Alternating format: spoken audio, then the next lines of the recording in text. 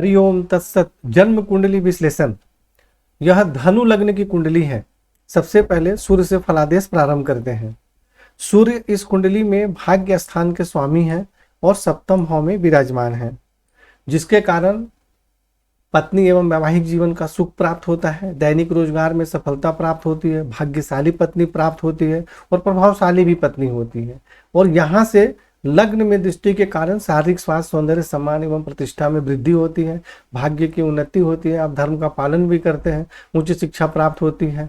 परंतु सूर्य 28 अंश के है, देखिए बिल्कुल कमजोर है और इस पर शनि की दृष्टि भी है, यानी जो सूर्य है वह शनि से पीड़ित हो रहे हैं। अब शनि 9 अंश के हैं और सूर्य 28 अंश के हैं। अंशात्मक दूरी इसमें ज्यादा है, परंतु इसका मतलब यह नहीं है कि अंशात्मक दूरी ज्यादा है तो पीड़ित नहीं होंगे, पीड़ित होंगे लेकिन उसका प्रभाव कम होगा। तो अब सूर्य कमजोर भी है और पीड़ित भी हो गए, तो सूर्य से संबंधित जो लाभ मिलने वाला था वह सही प्रकार से नहीं मिल पाता है। तो इसलिए सूर्य की आराधना करें, मंत्र जाप करें, शनि से संबंधित दान उपाय करें। चंद्रमा इस कुंडली में आयु भाव के स्वामी है और एकादश भाव में विराजमान है, जिसके कारण आमदनी अच्छी होती है, आयु में भी वृद्धि होती है और यहाँ से पंचम भाव में दृष्टि के कारण विद्या, बुद्धि, संतान का सुख प्राप्त होता है। परंतु चंद्रमा चलित कुंडली में आ जा रहे हैं दसम भाव में और यहाँ आने के बाद वह शनि और राहु से पीड़ित नहीं होंगे, क्योंकि चलित कुंडली में शनि भी जो है वह पीछे चले जा रहे हैं और राहु भी यहाँ आ जा रहे हैं और चंद्रमा यहाँ आ जाएंगे। तो मतलब लग्न कुंडली में तो पीड़ित है नहीं चंद्रमा, इन पर राहु के तो शनि की दृष्टि नहीं है, परंतु चलित कुंडली में भी यहाँ राहु दिख रहा है, परंतु राहु भी चलित कुंडली में आगे पीछे हो जा रहे हैं। तो इसलिए चंद्रमा जब यहाँ आएंगे तो शनि, राहु भी यहाँ आ जाएंगे और शनि भी यहाँ चले जाएंगे। तो इस प्रकार से जो है चंद्रमा पीड़ित नहीं होंगे। तो दसम भाव में जब चंद्रमा आएंगे तो उसके कारण रोजगार के क्षेत्र में तो सफलता प्राप्त होती है, परंतु रोजगार के लिए कई बार भ्रमण करना पड़ता है, क्योंकि चंद्रमा जो है तेज गति से चलने वाले ग्रह हैं। और यहाँ से चतुर्थ भाव में दृष्टि डालेंगे तो माता, भूमि, भवन, वाहन का सुख भी प्राप्त होता है।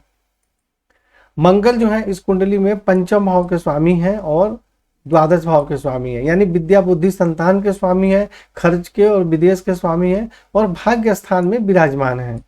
तो भाग्य स्थान में विराजमान होने के कारण भाग्य की विशेष उन्नति होती है, आप धर्म का पालन करते हैं, उच्च शिक्षा अच्छी प्राप्त होती है, विद्या, बुद्धि, संतान का भी सुख प्राप्त होता है और बाहरी स्थानों के संपर्क से भी भाग्य की उन्नति होती है।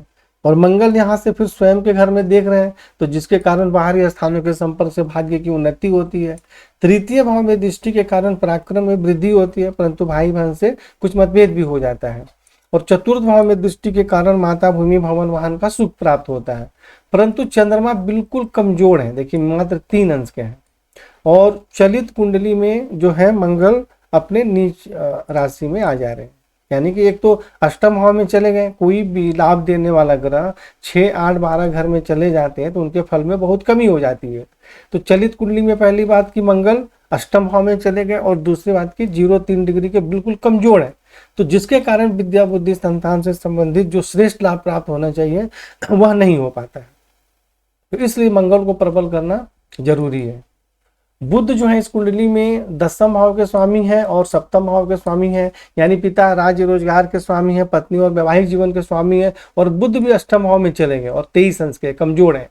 तो जिसके कारण पिता, राज्य, रोजगार, पत्नी, वैवाहिक जीवन के सुख, इन सभी में सही प्रकार से उन्नति नहीं हो पाती है। रोजगार में भी सही प्रकार से उन्नति नहीं हो पाती है, पत्नी के भी स्वास्थ्य में परेशानी होती है और ऐसे व्यक्ति स्वयं का अगर कोई व्यवसाय करते हैं पूंजी लगाकर तो उसमें सफलता प्राप्त नहीं होती है। ऐसे व्यक्ति को जॉब करना चाहिए या कोई परामर्श देने का कार्य इत्यादि करना चाहिए जिसमें कि पूंजी ना लगे। और यहाँ से बुध दृष्टि डाल रहे द्वितीय भाव में तो धन एवं कुटुंब का सुख प्राप्त होता है, परंतु कमजोर है तो वह भी सही प्रकार से लाभ प्राप्त नहीं हो पाता। इसलिए बुध को प्रबल करना जरूरी है। बुध को प्रबल करेंगे तो जाके रोजगार अच्छा चलेगा और धन और कुटुंब के सुख में भी वृद्धि होगी। गुरु जो है इस कुंडली में लग्नेश ही है और चतुर्थ भाव के स्वामी है और वह एकादश भाव में चंद्रमा के साथ विराजमान है, जिसको कि गजकेसरी योग भी कहते हैं। एकादश भाव में गुरु विराजमान है, जिसके कारण आमदनी बहुत अच्छी होती है। शारीरिक स्वास्थ्य सौंदर्य सम्मान प्रतिष्ठा में भी वृद्धि होती है। माता भूमि भवन वाहन का सुख प्राप्त होता है। और यहाँ से दृष्टि डाल रहे हैं तृतीय भाव में, जिसके कारण भाई बहन का सुख प्राप्त होता है, पराक्रम में वृद्धि होती है। और पंचम भाव में दृष्टि के कारण विद्या बुद्धि संतान का सुख प्राप्त होता है। और सप्तम भाव में दृष्टि के कारण पत्नी एवं वैवाहिक जीवन का सुख प्राप्त होता है। दैनिक रोजगार में सफलता प्राप्त होती है। परंतु बुध कमजोर है, 29 अंश के, बहुत ज्यादा कमजोर है। और वक्री है भी तो बहुत ज्यादा। वक्री होने का मतलब ऐसा नहीं है कि दुगुना तिगुना पावर हो जाएगा ग्रहों का। वक्री होने का मतलब है कि 4 अंश के बराबर लगभग उसमें वृद्धि होती है, 4-5 अंश के बराबर थोड़ी सी वृद्धि होती है। ऐसा नहीं है कि 15 अंश के बराबर इसमें बल आ जाएगा। तो इसलिए यहाँ गुरु को प्रबल करें, क्योंकि गुरु लग्नेश है और कमजोर भी है, जिसके कारण उनको प्रबल करना जरूरी है, जिससे कि श्रेष्ठ लाभ प्राप्त हो सके।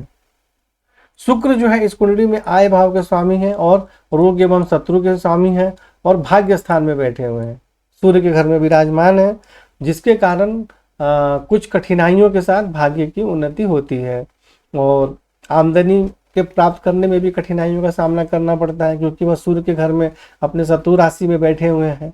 और यहाँ से शुक्र दृष्टि डाल रहे हैं तृतीय भाव में, जिसके कारण पराक्रम में वृद्धि होती है, भाई बहन का सुख प्राप्त होता है।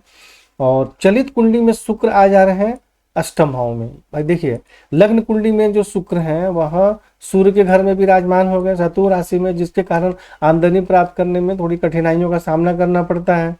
परंतु चलित कुंडली के अनुसार जो है शुक्र तो अष्टम भाव में चले गए, तो जिसके कारण भी आमदनी प्राप्त करने में परेशानी होती है। किसी को धन यदि उधार दे दे तो मिलने में बहुत कठिनाई होती है, इसलिए ऐसे व्यक्ति को किसी को उधार धन इत्यादि नहीं देना चाहिए। और चलित कुंडली के अनुसार यहाँ जब विराजमान होंगे और द्वितीय भाव में दृष्टि डालेंगे तो धन एवं कुटुंब का सुख प्राप्त होता है, धन का संग्रह होता है। तो इसलिए शुक्र का मंत्र जाप इत्यादि करना चाहिए। शनि इस कुंडली में द्वितीय भाव के स्वामी है, धन एवं कुटुंब के स्वामी है, पराक्रम एवं भाई बहन के स्वामी है और लग्न में विराजमान है। तो जिसके कारण शारीरिक स्वास्थ्य सौंदर्य जीवन की उन्नति में कुछ कठिनाई एवं परेशानी होती है। परंतु ऐसे व्यक्ति परिश्रमी, हिम्मती और पराक्रमी भी होते हैं। भाई बहन का सुख प्राप्त होता है और धन एवं कुटुंब का सुख प्राप्त होता है, धन का संग्रह होता है। यहाँ से दृष्टि अपने ही घर में दृष्टि डाल रहे हैं, जिसके कारण भाई बहन का सुख प्राप्त होता है। और सप्तम भाव में सूर्य पर दृष्टि डाल रहे हैं, जिसके कारण पत्नी, वैवाहिक जीवन, दैनिक रोजगार और भाग्य की उन्नति में कठिनाई एवं परेशानियों का सामना करना पड़ता है। और यहाँ से जब दसम भाव में दृष्टि डालेंगे तो पिता राज रोजगार के क्षेत्र में सुख सम्मान एवं सफलता प्राप्त होती है। तो एक ही ग्रह अलग अलग भाव में, अलग अलग राशि में, अलग अलग ग्रहों पर दृष्टि डालने के कारण लाभ और हानि दोनों देते हैं। जैसे सूर्य अपने यहाँ तृतीय भाव में स्वराशि में दृष्टि डाल रहे हैं तो पराक्रम में वृद्धि होगी, भाई बहन का सुख प्राप्त होगा। और वहीं सप्तम भाव में सूर्य पर दृष्टि डाल रहे हैं तो वैवाहिक जीवन में परेशानी होगी। परंतु यदि सूर्य यहाँ नहीं होते तो वैवाहिक जीवन में सफलता प्राप्त होती। तो यह समझना जरूरी है। चलित कुंडली में जो शनि है वह चले जा रहे हैं द्वादश भाव में, तो जिसके कारण धन एवं कुटुंब के सुख में कठिनाई एवं परेशानी होती है, धन का संग्रह नहीं हो पाता है और खर्च भी बहुत अधिक रहता है।